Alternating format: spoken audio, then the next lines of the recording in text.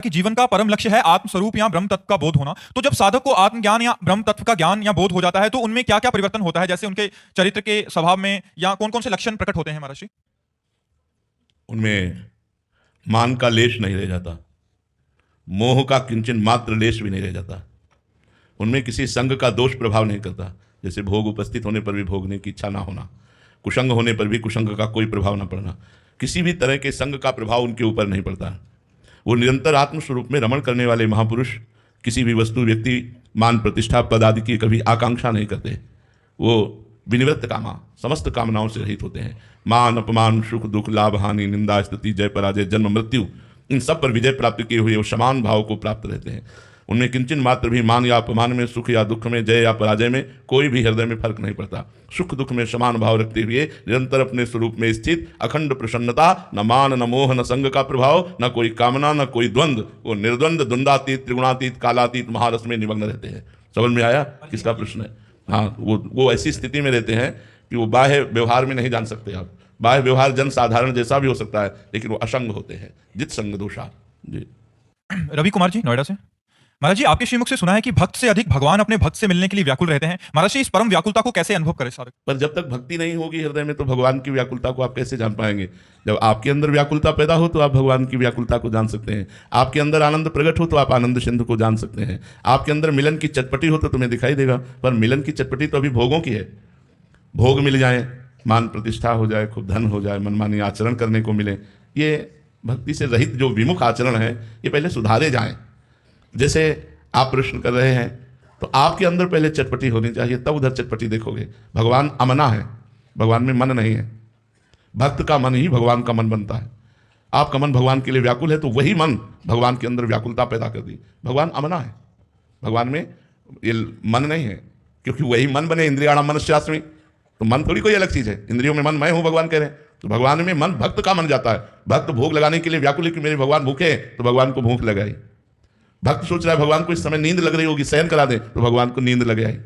भक्त मिलने के लिए चटपटा रहा है, प्राण व्याकुल हो रहे, तो भगवान व्याकुल हो गए मिलने के लिए। भक्त की भावना, तो हमें अपनी भावना को पहले सुधारना है, अपने आचरणों को सुधारना है, अपने में खूब भजन करके भगवान के लिए तड़पूं रोऊं, तब ये बात समझ में आएगी। समझ रहे ना जी?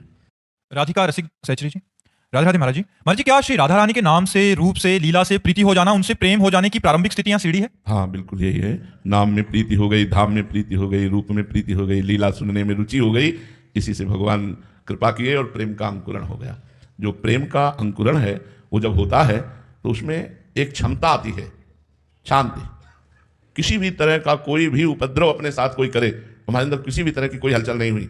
नाम में प्रीति है ना, वो नाम निरंतर चल रहा है, प्रियाजू के रूप में डूबा हुआ है, किसी भी तरह से वो अशांत नहीं हुआ। जब प्रेम का अंकुरण होगा, प्रेम का अंकुरण अगर हृदय में हो गया है तो उसकी पहचान है कि वो कभी भी किसी के व्यवहार से असंतुष्ट नहीं होगा।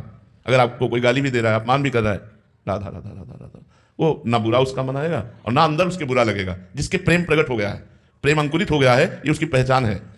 अव्यक्त कालत्वम, एक मिनट भी वो भजन से रहित नहीं व्यतीत कर सकता।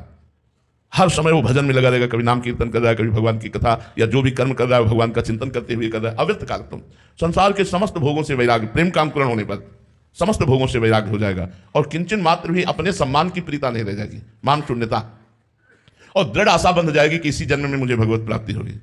और उत्साह के साथ भगवान के नाम जपने में उसकी बड़ी प्रीति होगी। समतकंठा नाम गाने सदा रुचि, और आसक्ति तत् गुणाख्याने, भगवान की चर्चा करने में उसे बड़ा अमृत जैसे लगेगा कि पास कोई बैठा है तो भगवान की वो चर्चा करके बहुत सुखी होगा, जिसके अंदर प्रेम का अंकुरण हो गया है और भगवान के धाम में आसक्ति हो जाएगी। आसक्ति, ऐसी आसक्ति कि कोई वृंदावन से आप आए, ऐसा लगेगा उसके चरण धो के पी लूं, उसकी चरण रज माथे। आप वृंदावन गए थे, आप बिहारी जी के दर्शन किए, अहो भाग्य आपके, इतना प्यारा लगेगा कि वो वृंदावन धाम से आया है और कहीं स्वयं आने को मिल गया तो रोम रोम उसका नाच उठेगा, आज मैं भगवान की रास भूमि श्री धाम वृंदावन में, अहो भाग्य अहो भाग्य। वो एकांत में उसका रोने का मन होगा कि मैं वृंदावन। ये प्रेम का अंकुरण जिसके हृदय में हो जाता है, वो ऐसे लक्षण प्रकट होते हैं।